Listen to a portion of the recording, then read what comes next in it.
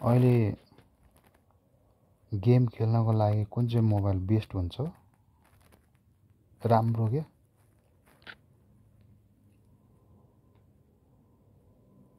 गेमिङका लागि राम्रो मोबाइल फोनमा शक्तिशाली प्रोसेसर, पर्याप्त र्याम, उच्च रिफ्रेश रेट भएको डिस्प्ले र लामो समयसम्म टिक्ने ब्याट्री हुनुपर्छ।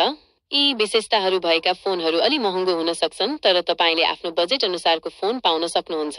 तपाई कस्तो प्रकारको गेम खेल्न चाहनुहुन्छ? बजेट भन्नाले अब सानो बजेटदेखि भन्दै जाउँ नि त कुन फोनहरू छ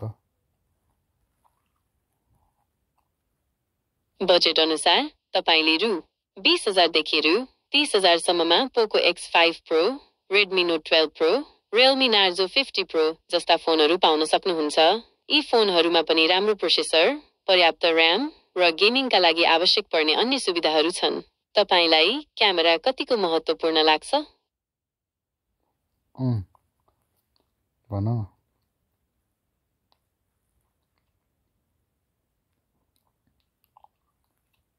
न क्यामेराको लागि तपाईले राम्रो सेन्सर, अपर्चर र सफ्टवेयर भएको फोन रोज्नुपर्छ। अहिले बजारमा Samsung Galaxy S23 Ultra, iPhone 14 Pro Max र Google Pixel 7 Pro जस्ता फोनहरू उत्कृष्ट क्यामेराका लागि लोकप्रिय छन्। यी फोनहरूमा उच्च मेगापिक्सल भएको क्यामेरा, ठूलो सेन्सर र अप्टिकल इमेज स्टेबिलाइजेसन जस्ता सुविधाहरू छन्। तपाईलाई कस्तो प्रकारको फोटो खिच्न मन पर्छ? हो त्यो गेमको बारेमा चाहिँ भनौँ न गेमिङ फोनहरू अरू पोको X5 भने जस्तै अरू त्यसपछि बढ्दै जाँदाखेरि कुन छ गेमिङका लागि अन्य फोनहरूमा OnePlus 11, iQOO11 र Xiaomi 13 Pro पनि राम्रो विकल्प हुन्। यी फोनहरूमा पनि उच्च प्रदर्शन, राम्रो डिस्प्ले र द्रुत चार्जिङ जस्ता सुविधाहरू छन्। तपाईलाई कुन ब्रान्ड मन पर्छ? अनि त्यो भन्दा नि अझै राम्रो फोनहरू भन्दै जाऊ। त्यसो भए Samsungको S23 Ultra, Googleको Pixel 7 Pro वा iPhone 14 Pro Max जस्ता फ्ल्यागशिप फोनहरू विचार गर्न सक्नुहुन्छ। यी फोनहरूमा उत्कृष्ट क्यामेरा, शक्तिशाली प्रोसेसर र उच्च गुणस्तरको डिस्प्ले हुन्छ। तर यी फोनहरू अलि महँगो पर्न सक्छन्। तपाईलाई कस्तो विशेषताहरू भएको फोन चाहिएको हो?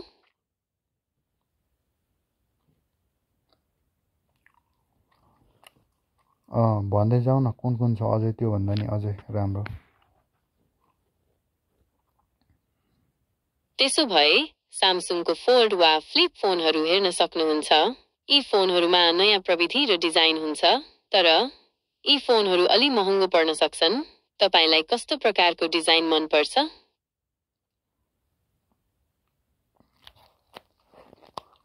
अहिलेको समयमा चाहिँ कुन चाहिँ फोन चाहिँ बेस्ट हुन्छ क्या गेमिङको लागि? अहिलेको समयमा Asus ROG Phone 7 Ultimate, Black Shark 5 Pro र Red Magic 8 Pro गेमिङका लागि उत्कृष्ट फोनहरू हुन्। यी फोनहरूमा शक्तिशाली प्रोसेसर, उच्च रिफ्रेश रेट भएको डिस्प्ले र लामो समयसम्म टिक्ने ब्याट्री हुन्छ। तपाईलाई कस्तो विशेषताहरू भएको फोन चाहिएको हो? हाम्रो नेपालमा भएको चाहिँ भन न, बाहिरको होइन के? नेपालमा Samsung, Xiaomi, Realme, Oppo र Vivo जस्ता ब्रान्डका फोनहरू लोकप्रिय छन्। यी ब्रान्डका विभिन्न मोडलहरू गेमिङका लागि पनि उपलब्ध छन्। तपाईको बजेट र आवश्यकता अनुसार यी मध्ये कुनै एक फोन छनौट गर्न सक्नुहुन्छ। तपाईलाई कस्तो विशेषताहरू भएको फोन चाहिएको हो?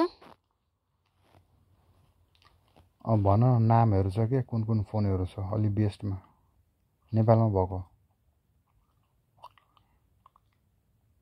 नेपालमा गेमिङका लागि उपयुक्त फोनहरूमा Samsungको S सिरिज, Xiaomiको Poco र Redmi सिरिज, Realmeको GT सिरिज र OnePlusका फोनहरू पर्छन्।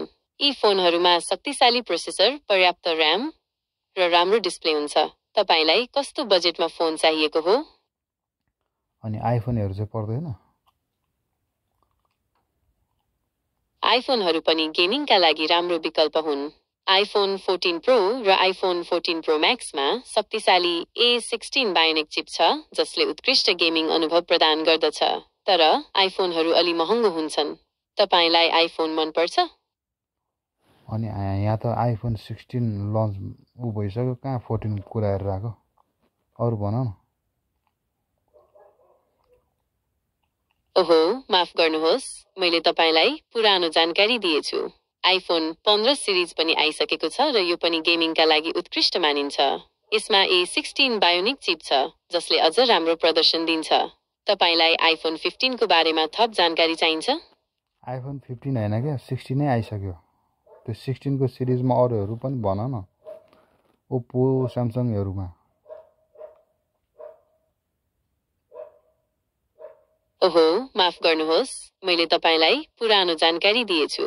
आइफोन 15 सिरिज पनि आइसकेको छ र यो पनि गेमिङका लागि 15 हैन क्या, 16 आइसक्यो क्या, 16। माफ गर्नुहोस्, त्यस्तो कुनै जानकारी उपलब्ध छैन। आइफोन 15 सिरिज नै एप्पलको पछिल्लो फोन हो। के तपाईँ आइफोन 15 सिरिजका विशेषताहरू जान्न चाहनुहुन्छ? 15 हो र 16 आइसक्यो त। आइफोन 16 प्रो म्याक्स भन्ने थाहा छैन? माफ गर्नुहोस्, त्यस्तो कुनै जानकारी उपलब्ध छैन। आइफोन 15 सिरिज नै एप्पलको पछिल्लो फोन हो। के तपाईँ आइफोन 15 सिरिजका विशेषताहरू जान्न चाहनुहुन्छ? तिमीलाई थाहा रहन्छ, आइफोन 16 प्रो म्याक्स आइसक्यो त। माफ गर्नुहोस्, त्यस्तो कुनै जानकारी उपलब्ध छैन। आइफोन 15 सिरिज नै एप्पलको पछिल्लो फोन हो। के तपाईँ आइफोन 15 सिरिजका विशेषताहरू जान्न चाहनुहुन्छ? यो कहिलेको डाटा हो? मसँग भएको डाटा 2021 सम्मको हो। यसपछि सार्वजनिक भएका उत्पादनहरूको बारेमा मलाई जानकारी नहुन सक्छ। तपाईलाई नयाँ उत्पादनहरूको बारेमा जानकारी चाहिएमा म तपाईलाई सम्बन्धित वेबसाइटहरू हेर्न सुझाव दिन्छु। अनि अहिलेको डेट त 2025 लागिसक्यो, अनि 2021 सम्मको मात्रै डाटा छ। माफ गर्नुहोस्, मेरो डेटा 2023 सम्मको मात्रै हो। म अझै पनि नयाँ जानकारीहरू सिक्दैछु। के तपाईलाई 2023 सम्मको जानकारी सुन्न मन छ? छ भनौँ त।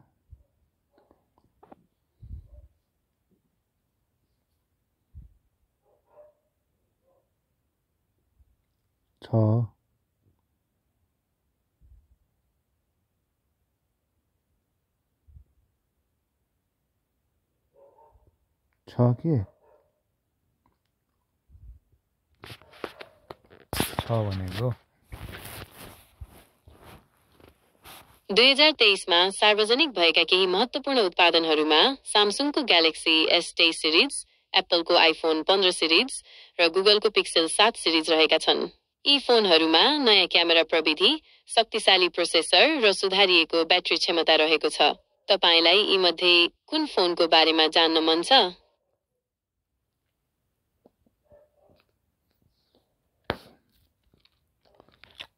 जेमिनाले मलाई देख्न सक्छ?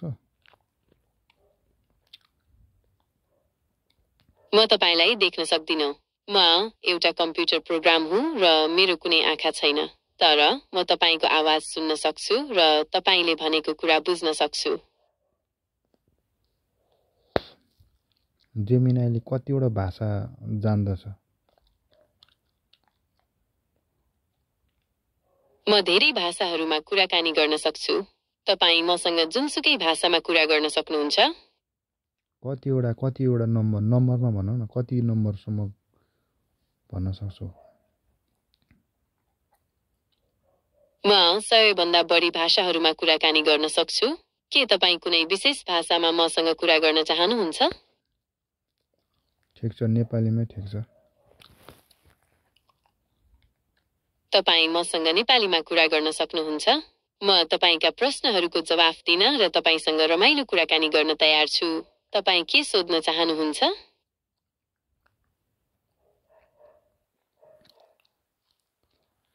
मेरो दाँतमा खिया लागेछ यार, के गर्ने होला? दाँतमा च्यालाएको छ भने नुनपानीले कुल्ला गर्नाले आराम मिल्छ। बेसार र तोरीको तेलको मिश्रण बनाएर च्यालाएको ठाउँमा लगाउनाले पनि फाइदा गर्छ।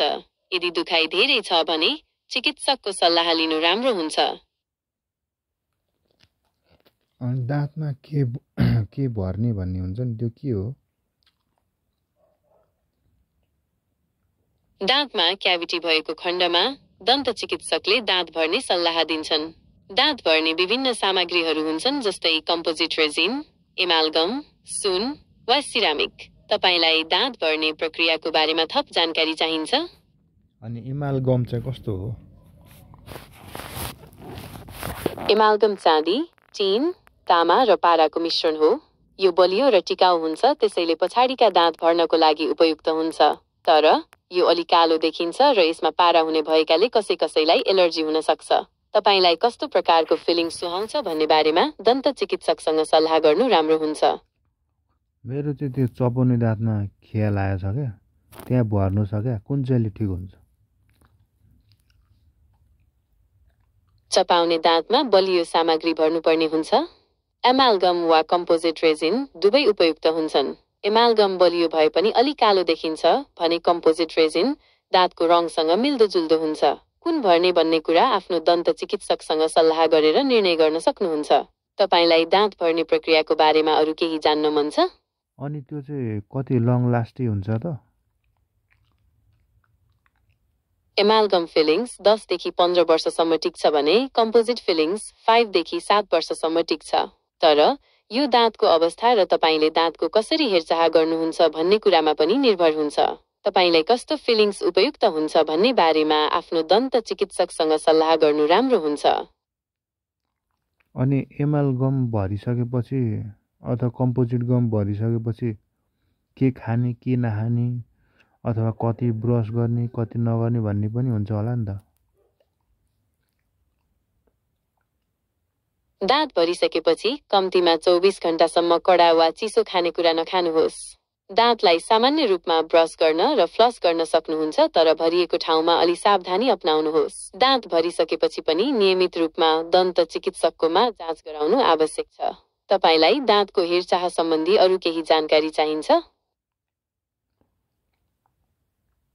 अनि त्यो तातो चिसो खानु हुँदैन है? दाँत भरिसकेपछि केही समयको लागि तातो र चिसो खानेकुराहरू नखानु राम्रो हुन्छ। धेरै गुलियो वा अमिलो खानेकुराहरू पनि नखानुहोस्। कडा खानेकुराहरू जस्तै बरफ वा नरिवल पनि नचपाउनुहोस्। तपाईलाई दाँतको हेरचाह सम्बन्धी अरू केही जान्न मन छ? नरिवलले चाहिँ के गर्छ? नरिवल निकै कडा हुने भएकाले भरिएको दाँतमा चाप पर्न गई दाँतको फिलिङ निस्कन सक्छ। त्यसैले नरिवल जस्ता कडा खानेकुरा चपाउनु हुँदैन। तपाईलाई दाँतको हेरचाह सम्बन्धी अरू केही जान्न मन छ? अनि हामीले यस्तो यो गमहरू नभरिकन पनि दाँतको केयर गर्न सक्छ? पक्कै पनि दाँतमा क्याभिटी हुनबाट जोगाउनको लागि नियमित रूपमा दाँतमा भन न तपाईले नरिवलमा फाइबर, भिटामिन र खनिज पदार्थहरू प्रशस्त मात्रामा पाइन्छ। यसले पाचन प्रक्रियालाई स्वस्थ राख्न, रोग प्रतिरोधात्मक क्षमता बढाउन र छालालाई स्वस्थ राख्न मद्दत गर्छ। नरिवलको तेल पनि छाला र कपालको लागि निकै फाइदाजनक हुन्छ। तपाईलाई नरिवलको बारेमा अरू केही जान्न मन छ? अनि दाँत नभरेर चाहिँ त्यो कसरी केयर गर्न सकिन्छ? दाँतमा क्याभिटी हुनबाट जोगाउनको लागि नियमित रूपमा दाँत माझ्ने, फ्लस गर्ने र स्वस्थकर खानेकुराहरू खाने गर्नुपर्छ। फ्लोराइडयुक्त टुथपेस्ट प्रयोग गर्नाले दाँत बलियो हुन्छ। गुलियो र अमिलो खानेकुराहरू कम खानुहोस्। वर्षमा 2 पटक दन्त चिकित्सककोमा जाँच गराउनुहोस्। तपाईलाई दाँतको हेरचाह सम्बन्धी अरू केही जान्न मन छ? चुइगम खाना मिल्छ मिल्दैन? गुलियो खानेकुराहरूमा ब्याक्टेरियाहरू सजिलै हुर्कन्छन् र दाँतमा एसिड बनाउँछन्, जसले दाँतको इनामेललाई कमजोर बनाउँछ र क्याभिटी निम्त्याउँछ। त्यसैले गुलियो खानेकुराहरू कम खानुहोस् र खाएपछि दाँत माझ्नुहोस्। तपाईलाई दाँतको हेरचाह सम्बन्धी अरू केही जान्न मन छ? अनि चुइगम चाहिँ खान मिल्छ मिल्दैन क्याभिटी भएको बेला? क्याभिटी भएको बेला च्युइगम खानु राम्रो होइन। च्युइगममा चिनी हुन सक्छ जसले ब्याक्टेरियालाई बढावा दिन्छ र क्याभिटी झन् खराब हुन सक्छ। चिनी रहित च्युइगम पनि दाँतमा टाँसिन सक्छ र सफा गर्न गाह्रो हुन सक्छ। तपाईलाई दाँतको हेरचाह सम्बन्धी अरू केही जान्न मन छ?